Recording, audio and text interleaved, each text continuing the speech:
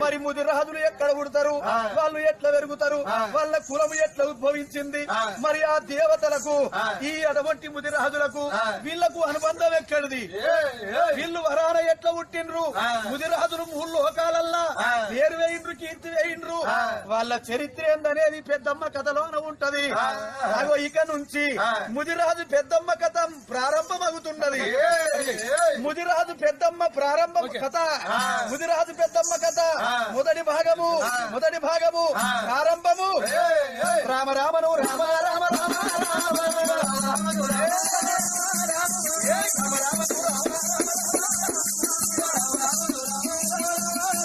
అయ్యో రాజు రమ్మనే రాధా ఎవరేగా భక్తానాను రామ రామ అయ్యో వారు కూడా ఎలా వచ్చ రామ అగో ఎండి కొండరా బౌడి కొండ రామ ఎలవారురా ఎవ్వారయ్య